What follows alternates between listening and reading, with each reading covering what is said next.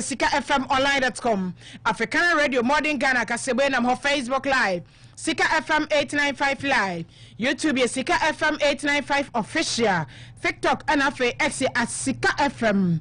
And you may summer your day as soon. Dear Makutini be and say, Ajabo, and Ajanya basic kinking. Mampani John Dramani Mahama, the budget Yadika and ne, or my for Dr. KASE3 to forcing aqua kinking na a 12 dear what you trouble ya. Yabaka wants some adiachra. Now, budget we do a course one also Dr. KASE3 to forcing edge bre. Niema hudu ni shisaya hudu abaino ede egu akwamo efa enwumasua eho ensemu na budget ni nyina akọ na wiye nam na shabadwamo dam kase ne ba no dani honorable Mahama Yarga ekasa ye no obo nsam sha ede ma afie budget se eye budget a ede ahotopa ena eba ene dom kase ne bo mo sam no dom kuma no so ekira se budget yi dia no mo tiye o masasadi no almost on my friend azan budget. Every budget in the moon, someone made a mebura and my semo mako abelekuma novel. About 1 person was of Pinonia Dionai, and is a candidate to all Rabina Obi, just about to come inside. Ya dear beer, Nanny and Yaho. National President said the Agents Banks Association of Ghana, and so Edia to just 1 way mobile money a Juma, a Kukumo. Ekosona ya dia entaye ewo manyi emu enimere in some way ni afoforo bi ne yesini koso ebe tesemo ede asom akenkan for ye me mrantie ni aba ma me efomwa kafena mene adwo anyako abronoma traki wan ye gina so aba Sikka FM traki wan ye ne yakro 89.5 e Sikka FM 89.5 yes suma santimai Sikka FM 89.5 yes suma santimai ne Ghana ma ye wiase nyina ka ho afei ye wura esom no emo ene budget no ensam ni be ho akanduru ba bia agisa odi wom Sikka FM ufa wom baby so wa wo hwa asade ade ne tie ne de udi hunu manka yo Sikka FM ya humu Sikka FM ya humu ane yemfrase ne yemfa ngom sanso hunu man ene na wo mai for sanfo Dr. KASE3 to forcing akwamra hye bedwamra wo mai akwahoma bosika John Dramani Mahama betina konwa so na akwahoma bosika edi kai no wakwa kenkan ni nyina ere eto Ghana for anim ma hye bedwam na ansa no obakore atisi monteso no manfo kasa ye bisa wo mo ene budget no ebo die na mo hwa ani mo se be free mo abamanfo ankansam bebro mo kire se wo mo ankasa hie bobi aka kansam bi o mo kire se be piepie budget nim tia no ne ye de ye tan ya so ene ne ahwe se ebe piepie mo ana edi nkan aye eto ahodo bia wo mo de ye campaign wo mo ba aban mu so mo nyai ka so mo ba wo mbeyi edi afiri ho ebi to say betting tax any de gege ka hu nyina ye hweso mbeyi ampa enai wo mai for Dr. KASE3 to forcing ekotena na hebedwafie na so okogina na hebedwafie no what it to just say tax eda lottery so winning lotto no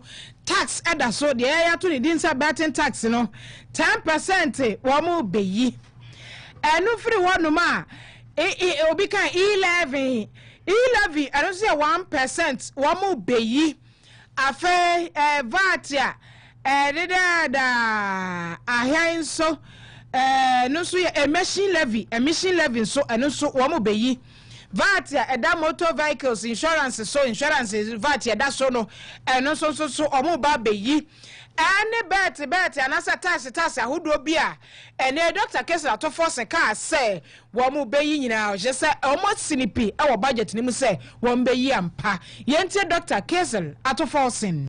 Right, Honorable Speaker.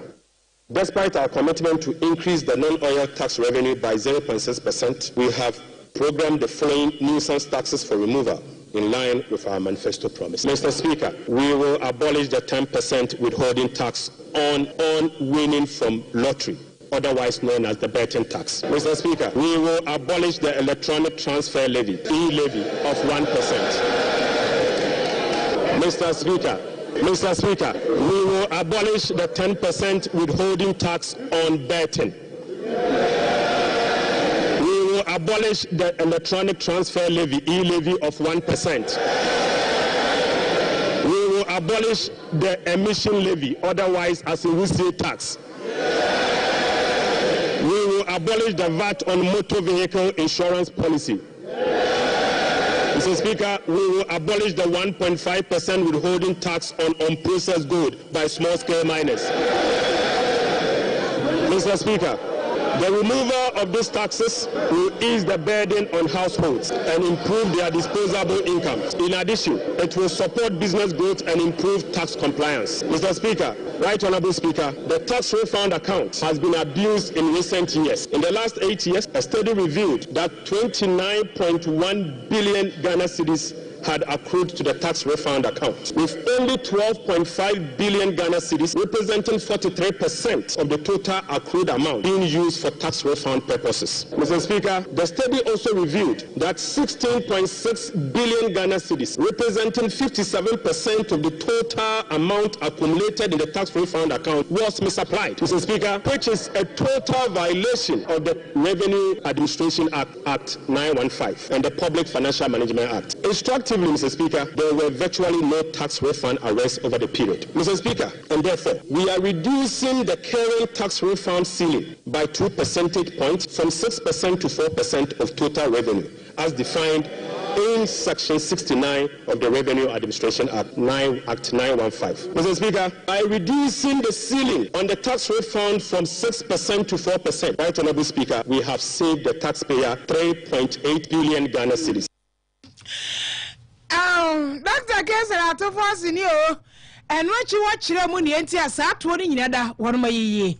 Mr. Speaker, this amount is enough to close the revenue shortfalls from the removal of the e-levy and the betting levy. Mr. Speaker, the e-levy would have accrued 1.9 billion Ghana cedis, and the betting tax would have accrued 180 million. The two put together is just above 2 billion Ghana cedis. By reducing the tax refund account from 6 to 4, it is enough to remove this tax, and the savings will be provided to take care of social intervention. Mr. Speaker, already we have saved 3.8 billion cedis for 2025 alone from one source, and this is enough to close the gap from the taxes we have removed today. Mr. Speaker, to address the concerns from well-meaning Ghanaians on how we are going to close the revenue shortfalls as a result of the removal of the selected tax, the answer is that we have stopped the bleeding. We have stopped the bleeding. Mr. Speaker, accordingly, with this budget, we will amend the Revenue Administration Act 2016, Act 915. This measure will improve the tax revenue net of tax refund by 2%, representing 0.3% of GDP. Mr. Speaker, in line with government policy, the 2025 minimum wage recently negotiated with the National Tripartite Committee will be zero-rated. This is consistent with our resolve to protect the poor and the vulnerable. Mr. Speaker, again, without increasing the levy, we will also review the Energy Sector Levies Act to consolidate the energy debt recovery, the Energy Sector Recovery Levy, and the Sanitation and Pollution Levy into one levy, and use the proceeds for energy sector shortfalls and service the inherited debt service obligation.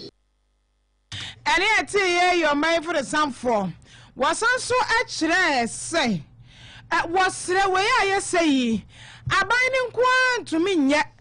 Woni pa ba ko ne nsa entimi nkata nyame ani mane nyeye wonsom won nipa enti aban na fam de a woye ne de aka ne sa o mafo ne nyira ba pampam som ne aboa ban no na Ghana no se de ya pe no ya reset na fa ya san akekere na ya tenem na ya de enti no. The state of our economy is troubling, but we will fix it. Mr. Speaker, touch wood, we will fix it. Mr. Speaker, it will require some sacrifices, truthfulness, transparency, and discipline. We will take strong measures to confront the situation head-on. Mr. Speaker, the sacrifice must come from all stakeholders, beginning with the government. Mr. Speaker, His Excellency the President appreciates this and has led the charge by significantly downsizing his government from the Elephant 88 to the Umbrella 60. Mr. Speaker, he has also reduced the number of his government ministries from the Elephant 30 to the Umbrella 23. Mr. Speaker, as part of the contribution to the resetting agenda, organized labor has followed suit by working with government and employers association to agree on a modest 10% increase in base pay and minimum wage for the year 2025. Right Honourable Speaker, on behalf of His Excellency the President, I would like to express my profound gratitude to organized labor and employers. Mr. Speaker, ordinary Ghanaians have also sacrificed by enduring the negative impact of severe currency depreciation since 2022. Hyperinflation, high food inflation, principal and interest haircuts, soaring interest rates, among others. Mr. Speaker, it is now time for the people's representative, the members of Parliament, and the judiciary to also follow suit. I would like to call on all other stakeholders, including the business community, faith-based organizations, academia, and civil society, to support this national call. So, Speaker, our immediate task is to reset our nation, to restore good governance, reduce the excruciating suffering of our people, and set our country on a trajectory of economic transformation. I am my for the sound for Dr. Kessel at a force. Yeah, that's why Dr. Kessel at a force and then somewhere or the echo to Ja and Russia with a fear a flower, may ya call who my dear Kaya by a diano, a hona. Or Sanso Jebre etchet near my who draw, Abba Coswa by no Shaya who draw.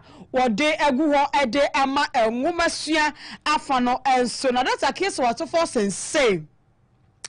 Free senior high school policy no akrofobi na mo kasa aban ni betwam raban no wontwam ene mapani ene betu dwa wontwam na emom that's a case what for say empanifo ye sika ready eba be hye ama free senior high school no eho dwumadie bia enso atumi akonkan enye no nkom afa wo mo so a ekwosu apawa hodo aban dia no wo mo so free tertiary education where ya de be ma wo mo asebe wo mo di dem wo honam anie no wo mo na aban no ehye ama wo mo so akosu apon free wo mo nchia kapreba na enye no nko aban ne say what the Sikka is 400 million Ghana cedis and so at the baba so one tertiary education no first year for no boss no aban no ehye ye no what the best 400 million Ghana cedis and the baba so hono enso asene enye no kwa owie no sachechre hyehyɛ ya hodro bi edimu a aban ne se wode baba hye aboa ama enwumasua fa hon so eniema nyina da enso akonka enye no nko oso obehye to school feeding sikanim chese eniema ne doso owie so na emaya no so a wo mo eko school so ahodro no asabi wo mo ye bra no apade bo de wo mo timi ton aban ne bi program baba ebe chicha pad free ediama maye nyina yeti Dr. Kessel at all forcing an amount of 499.8 million Ghana cedis has been allocated for the non-academic fee policy for all first-year students in public tertiary institutions under the No Fee Stress Initiative. We have allocated an amount of 292.4 million Ghana cedis to commence the distribution of free sanitary pads to female students in primary and secondary schools. The overarching concern about free secondary education has been its quality and the absence of a dedicated sources of funding. His Excellency President John Dramani Mahama has resolved the funding challenges by uncapping the GET fund. Mr. Speaker, this makes available dedicated funding for full financing of free senior secondary school education and free tertiary education for persons with disability. Dr. Kessel at forcing wo we ye so ene ne wode anyinam energy sector honso so hawa hodro a ekoso ewo ho ena Dr. Kessel at forcing kire say ho ne so ebanyimfo the recovery program ene ayaresa ho sebe ho so yade no wo mo de nyina da ebegu akwamu ohye ama anyinam ahoden ho so hawa hodro ewo ho nyina ebanyimfo ahye na wo mo asia no. Mr. Speaker, to address the energy sector challenges, including reducing the quantum of large energy sector shortfalls, the following energy sector recovery program interventions will be implemented this year. First, Mr. Speaker, ECG and NEDCO will implement a number of measures, including metering and implementation of private sector participation. Mr. Speaker, we also implement the liquid fuel to gas swap through an increase in N-gas supply from 60 mmSC per day to 100 mmSC to take advantage of cheaper gas prices and others. Mr. Speaker, we will complete the IPP capacity renegotiation to generate some savings through negotiated lower fixed capacity charges and variable O&M charges. Mr. Speaker, as agreed with the IMF by the previous administration, we will implement the following ESRP measures to achieve the structural benchmark of the IMF program. Mr. Speaker, PURC will continue to implement the quarterly tariff adjustment to reflect changes in inflation, exchange rate, and generation mix. Mr. Speaker, PURC will also undertake a major tariff adjustment which will be due in fourth quarter of 2025 to reflect capacity charges, additional liquid fuel usage, and additional CAPEX. The weighted average cost of gas will be increased from the current $7.80 per MMBTU to $8.45 to reflect the increased prices of natural gas as well as the changes in the supply mix. So, Speaker, the subsidy and weighted average cost of gas granted to some ceramic companies through the discounted industrial development tariff will be reversed. Dr. Kiso atofo sen wo my Ghana ye photo samfo ene etese wono so the budget ne ho ensemafi de no etodwa emrahye bedefie enye ni nyina ni nsam dia wakabi assembly members she nyina wo malawa de be ma assembly members nyina da ewo mo national health insurance wo musika no na kan Sikka bia nya Sikka bia amanetia ba do acham tu no de fia bia mo wo no osom do mo fam sanka health insurance Sikka na mo nye na mo fa nkoye mo adwuma chese ensam de wakabi budget ni mo pa ya go ya de ma chena ye tena se the point ne kasa proconnection ane ne wo beti ye news yi ko nyina ya go ya de ma chena budget ba bia o beti no wakinka wi ya pa and I'm not sure about your mode. I'm casting about Danny Honorable Mahama Yerega Sodi say, my by me, Danny, ye, your mamma by ye, Yerida Sony one po, I jemqua, Messiah, ye, when your grandpa away, too. What's what a budget? What a hot budget, what a hot budget, dear, that's so a hot at the Bregana for which is a jam and I buy when we see your budget didn't you mean you never for go just Ghana for what home budget to win and in the soul mangasa, one nabo, Mahama Yarga. Mr. Speaker, this clearly is a budget of a government and a party that keeps its promises. Almost every promise that was made by John Dramani Mahama is being fulfilled in less than 120 days. This budget is a budget for Makola women. This budget is a budget for assemblymen. This budget is a budget for girls. This budget...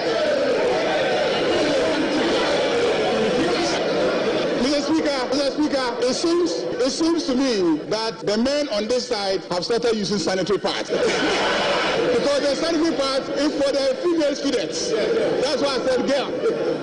Mr. Speaker, this is a budget for school children. They will now get the set of textbooks that they need to study and peace of mind. Mr. Speaker, this is a budget that delivers solid reforms. And this is a budget that is moving our growth from Galamsey growth to real growth.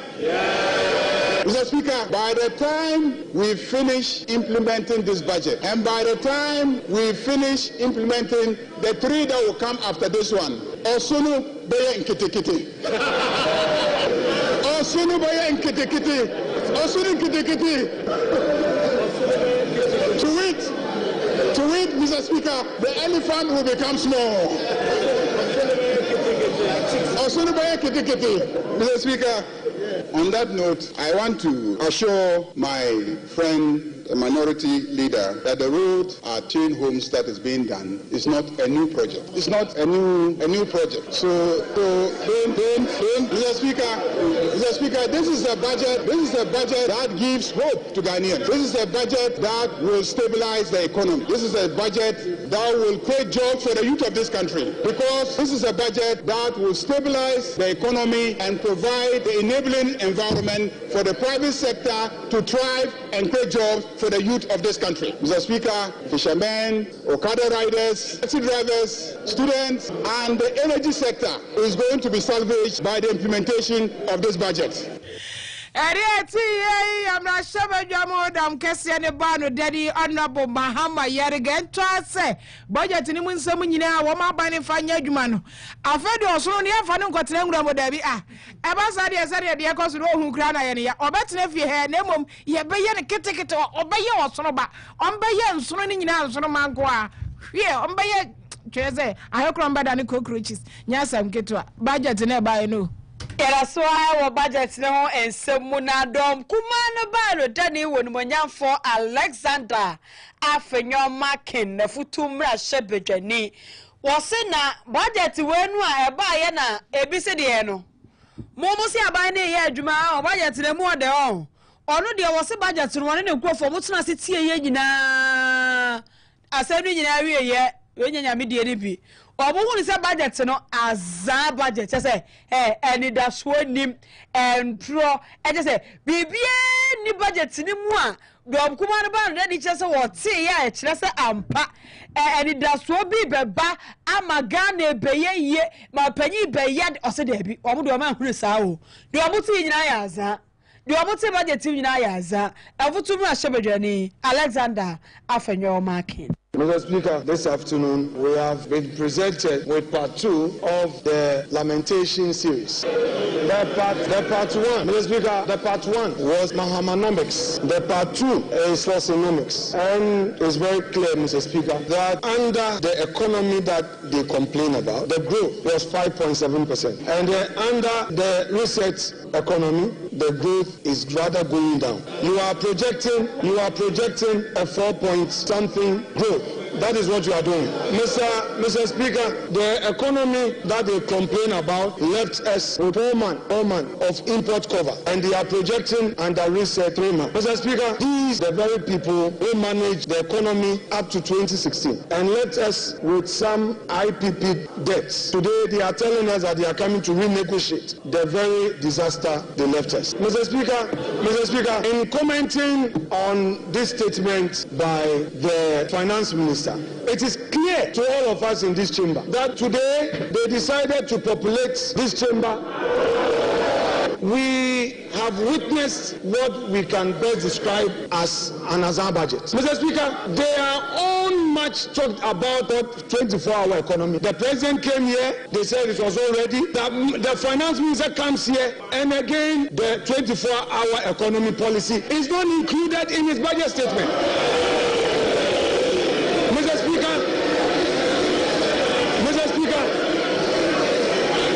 Speaker, the youth of this country have been waiting for this 24-hour economy policy.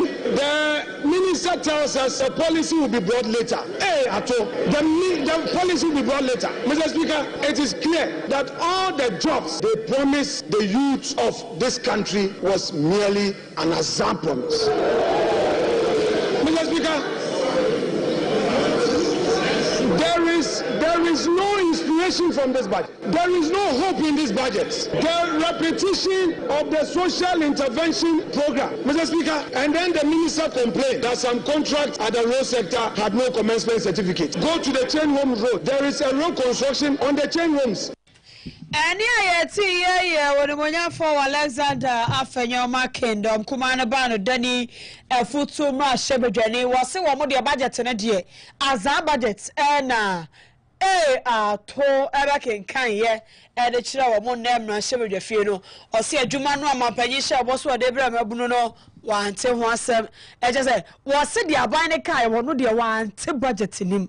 And to the across on the damn machine with the funeral, the TT, and I want to say, as budgets. Free budget in Moy, Nafe, Yanko, Amanyosemo, Meko Ablekuma North, NDC 2024 parliamentary candidates, Rabina Obi. Now, on the nature say a 2 baby, and himself Ablekuma North for the NDA, and to show Abaho, NDC is on the winnie, MPP is on the winnie, and once a mile on Paul Bessine, Ablekuma phone, who almost shabby elm, shabby. Now, Rabina Obi, let's say, what is workers say about to come as a commission, ya dear bien and the end you home. I did aqua to buy and quampas also dear, well, how Abahono. Commission is ready, no one and MPP. One more candidate in Uncle Foko Koshia, no Mutim no Koshia, Wakuamo Camp, Wabra, one no a Rabina Obeno, about to commission Jano, and the team no so a kind of commission is Jano, just about to commission a do I and any new home cry, Yente Rabina. I have no doubt that eventually things will fall in place. And I've been declared. It's been back and forth, but I have no doubt that the right thing will be done by the EC. Sadly, it's taking longer than expected, and I can't tell why, but it's been a pack of inconsistencies, irregularities, illegalities, and I'm sure those of you who watched on social media or news outlets, you saw what this whole recollation thing led to. But in the case of Ablekuma, as you all know, there was a declaration for myself, and because of some reasons here and there, the EC sat at their head office and gave their own verdict of what had happened in our constituency and in our district. And we are also in court, so I'm expectant. We do pick information here and there that they engage mostly with the NPP, and we do get wind of it. But when it comes to the NDC side, they are quiet. And that has been our complaint. Even when the recollation was going on, we never get informed. We either chance on them or we get wind of it, and then before you realize they are recollating with the MPP. And this has been our worry also, that why are you as a referee or supposedly an independent body trying to play to the gallery of one part of two contesting parties? So it's been stressful, but it's been a learning curve too, and I must say that I've had a lot of support, and so it makes the burden easier on me. NDC 2024 parliamentary candidates or Ablekuma North. Rabina Obi. My answer so-called national president, no, and the Agents Banks Association of Ghana, Yera Daniel Akosa, one also, and and say, said you were more mobile money. And Crawford too many ideas were so kunkum woman or my moya dear. Equosu ye pan a dear so was a sorry cassette here. Every and jay be a best abusum me and Santa Muni dear. At us one more mobile money Crawford for Kuomo and Yasem Kutua. Nana no dear cry, who cry ye.